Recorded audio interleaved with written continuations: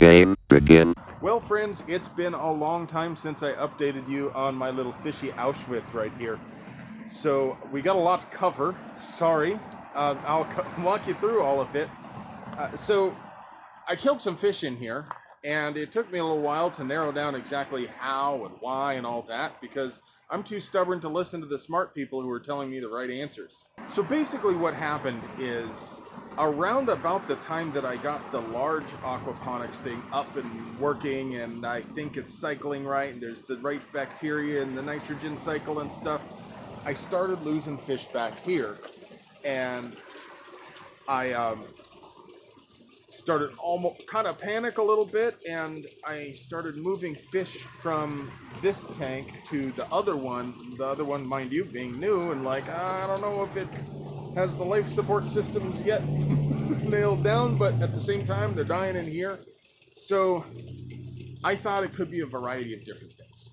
I thought it could be pH, or I thought it might be mineral accumulation like the Salton Sea, where I'm putting in like 5 gallons of water every day for evaporation and all that. Turns out the big one uses about the same, maybe even less water than this one does.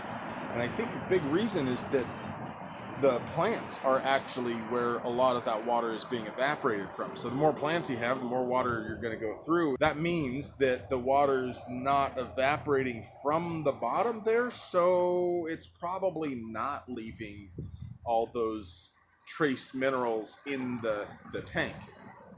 I thought it could be the heat. There's a whole bunch of stuff that I went through, and for a couple of days, maybe even almost a week, this was empty entirely. The plants at that time started to die off, and I was thinking, well, it's the lack of nutrients, and I still think that that's the case. But I may have also killed the bacteria colony. We'll find out. It may take some time to build that bacteria back up. But to cut to the chase, the thing that was killing the fish is chlorine. Now, what I have been doing is I had been filling up a 5-gallon bucket with water in the morning, and I would let it sit out all day, overnight, and then the next morning I would pour that bucket of water in and fill up another one. I figured 24 hours is plenty of time to get rid of chlorine, especially with lots of aeration, because I held the hose up real high and it sat out, and I splashed the water every now and then. And I have been doing that for months. Here's the problem. I didn't realize it, but I was kind of playing Russian roulette with the amount of chlorine that was in the water in the first place. So I thought I was killing the chlorine off by letting it sit for a day, and it turns out that I really wasn't. I took a photo of some test strips that I took of some water just today, and one of them is brand new fresh tap water. One of them is reverse osmosis purified water. Another one is a bucket that had been sitting outside for 48 hours. And then the last one is a bucket that I just filled. Now it turns out that when I took those fresh samples, one from the kitchen tap and one from outside after letting the hose run for a while, both of those samples were almost as low in chlorine as the RO water. You can see the RO water is a little higher pH, which is to be expected. Reverse osmosis does increase acidity. It's still within safe range for the fish and probably for the plants too. I could use that, but that's not what I've been using. I've been using the tap water, which is a pretty neutral pH. But that bucket of water that I filled with the garden hose that sat out for 48 hours, and I also aerated a bunch. I had poured back and forth between buckets and all that. That bucket still had a measurable amount of chlorine in there, enough that I wouldn't be real comfortable giving it to the fish. So what had been happening is, depending on what day or what time of day when I pulled the water out of the hose, there might have been a lot of chlorine in it or none, and sitting around might have been reducing the amount of chlorine, but it wasn't eliminating it. So I got some water conditioner on the way, the chlorine eliminator stuff, and that'll solve the problem in the long run. So now that I've stopped poisoning my fish, I have a new population of goldfish and minnows in there, and I killed a couple of them the first couple of days, as is to be expected. These are feeder fish. They're, some of them have been injured and are on their way out when you buy them. But after the first day, I lost like 3 or something, and the number of them has been stable since then. So I think they're going to do okay. I think we're starting to recover. I think. I hope I didn't kill off the bacteria colonies in there, because if that's the case, it may take longer for them to reestablish themselves than it does for the ammonia to reach a toxic level inside the tank. If you care, the nitrogen cycle basically works like this. The fish excrete ammonia from their gills, and both their urea and their poo break down into ammonia pretty quickly. So there are several sources of ammonia in the water. That ammonia is metabolized by one strain of bacteria into nitrites, and then the nitrites, which are also toxic to fish, are further metabolized by a different strain of bacteria into nitrates, which are not harmful to fish except in very high concentrations, and are excellent fertilizer. And the plants take up the nitrates.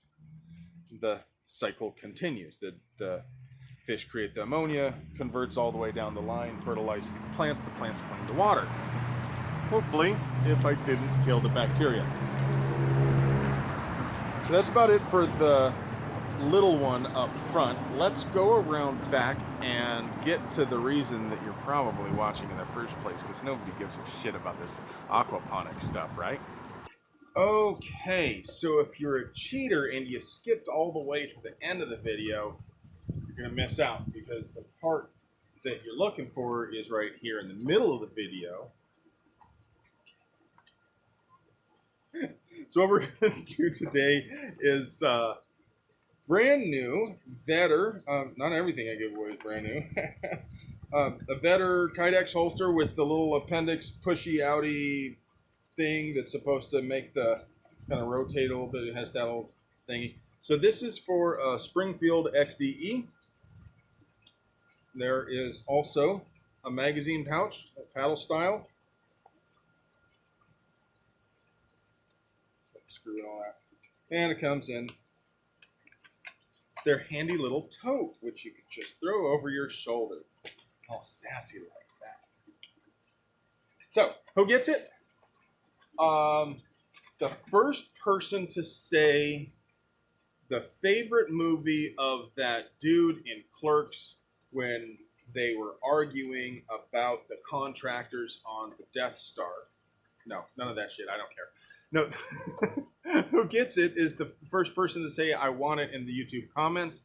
The catch is this video is going to publish to Patreon first. If you're not a Patreon subscriber, what you get out of that is occasionally I give you crap that I don't want, things left over from testing and whatnot, and I often post draft scripts for things I'm working for on ARFCOM, get some feedback from some of you guys about, hey, what questions have I missed, and that sort of stuff. So you get to see a bit of a preview of the things that I'm working on for ARFCOM. And of course, you get to support a starving artist, which is the really important part, right? You like money? I like money. So the big guy in the back, you can see that the beans are coming along. I decided what I want to try is to hold them up with 550 cord here, and they ought to wrap around that and climb up just like if it was a trellis or whatever, but we'll find out. You can see the basil's doing just incredible. I think it's about twice as big as it was when I put it in here. I also planted some butter crunch lettuce, Swiss chard, some tomatoes back here in the corner. I planted them in a line here. I'm going to try something similar where I'm going to run 550 cord in a line back and forth between these 2x4s and maybe suspend it from above also. I want to try to see how much vertical space I can fill up with plants. Oh, I just did the thriller thing accidentally. And you see up here, I added a light. So hopefully, I think what's happening here is that should be bait and attract a bunch of bugs at night. At night, as soon as the sun goes down, I come out here, I hang that down there, and I turn it on, and I let it attract mosquitoes and whatnot. I figure if there are mosquitoes about, I'd rather them go in here and have a chance of contacting that water. They touch that water, then they are gone.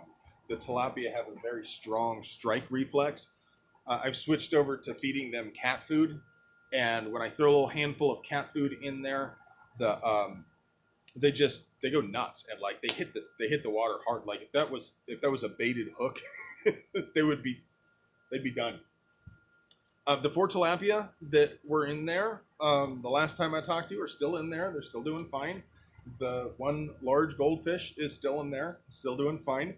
I've been trying to grow some duckweed in here, unsuccessfully. The tilapia eat anything you throw in there, and they are voracious about it.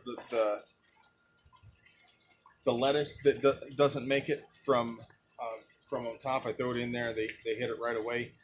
My wife has a spinach, chard, a couple of different kinds of lettuce in the front that she grows, and she gives most of that to the rabbit. But what she finds unsuitable for the rabbit, I throw in here.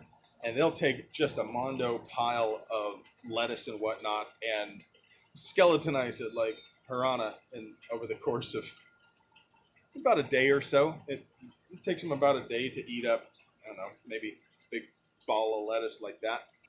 So obviously I can't plant duckweed directly on the surface there. The tilapia would eat it all up. So I made a little floating pen to try to grow some duckweed.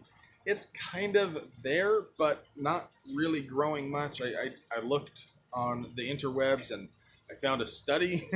Some dude wrote like his PhD or thesis or whatever for college on the correlation of temperature with growth and death rates of tilapia. So there's a really handy graph out there, and yeah, pretty much anything over 98 degrees or so, and they drop off like a cliff.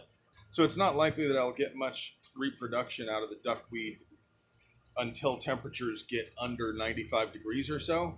At that point, hey, maybe I can augment the food with the duckweed. To me, it seems almost like a kind of perpetual motion machine, though.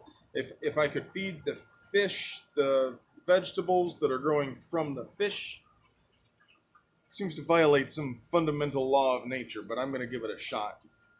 So if you made it all the way to the end with me, you must really love me. Or you just skipped to the end because you thought I'd be giving something away, and now you are really disappointed because you have to watch the video to find out how to get this. I love you.